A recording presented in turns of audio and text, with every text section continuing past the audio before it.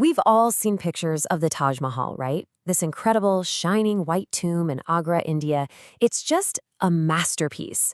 But behind all that beauty is a story that's absolutely heart-wrenching, and we're going to dive right into it.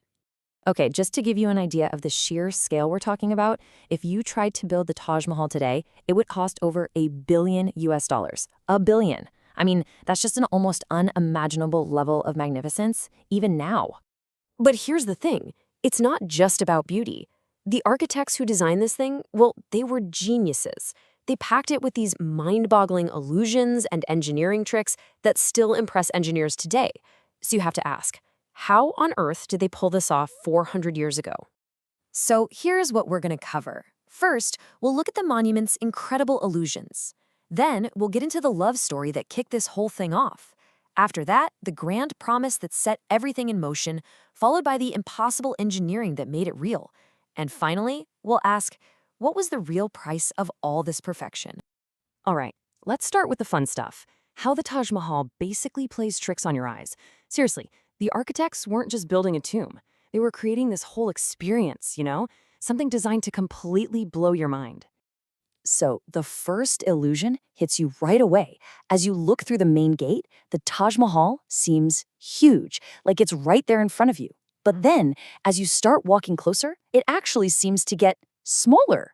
It's this wild, magical effect that just draws you in.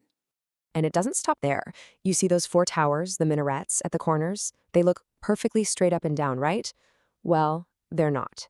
They were actually built to lean outward just a tiny bit, and this was just a stroke of genius. First, it's an optical illusion in itself, making them look perfectly straight from a distance. And second, and this is the really clever part, if there was a major earthquake, they're designed to fall away from the main building. How incredible is that? Okay, but all this incredible architecture, all these tricks, they're all here for a reason, and it's a deeply, deeply human story. This wasn't just a project for an emperor.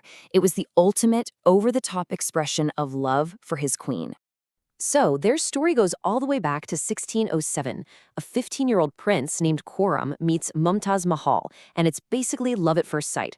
Fast forward to 1628, and that prince is now Shah Jahan, the emperor. And Mumtaz is not just his favorite wife, but his closest confidant. But then, just 3 years later, tragedy strikes. While giving birth to their 14th child, Mumtaz Mahal died, and her death just completely shattered him. They say he was in such deep mourning that for 2 whole years, the court had no music, no celebrations, nothing. But out of all that grief came this one solemn promise he made to her, one that was based on her very last wish. Right before she passed away, Mumtaz asked for just one thing: build for me the most beautiful tomb in the world. And Shah Jahan took that to heart. He decided he would dedicate his life and the entire treasury of his empire to making that promise come true.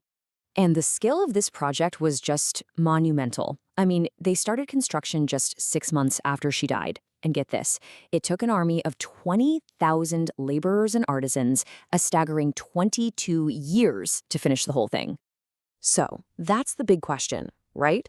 How did they actually pull this off? You have to remember, they didn't have modern concrete, no steel, definitely no computers. The engineers had to solve some absolutely incredible problems to make this dream a reality.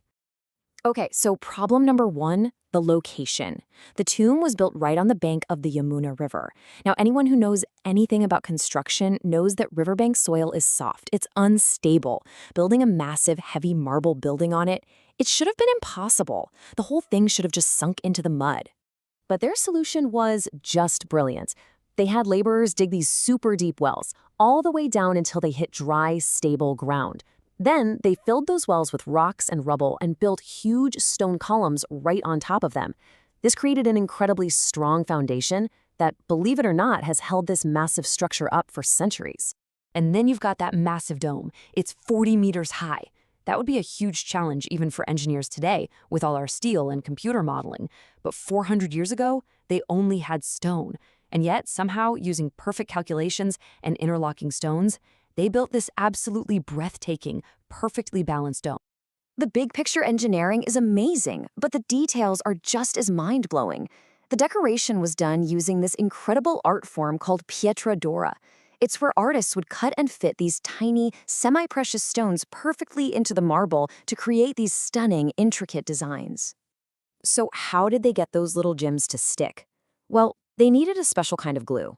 And researchers actually figured out the secret formula. It was this mix of molasses, lemon juice, and marble powder. And get this, it's so good that it's the exact same recipe they use for restoration work on the Taj Mahal today. But making this promise a reality, it came at a huge cost. A really huge cost. Shah Jahan did it. He built the world's most beautiful tomb. But the project had some pretty devastating consequences, both for his empire and for him personally. Think about it, 22 years of nonstop construction. It completely drained the royal treasury, it pushed the entire empire to the edge of collapse, and then, just 4 years after the Taj was finally finished, Shah Jahan's own son turned on him, overthrew him, and took the throne.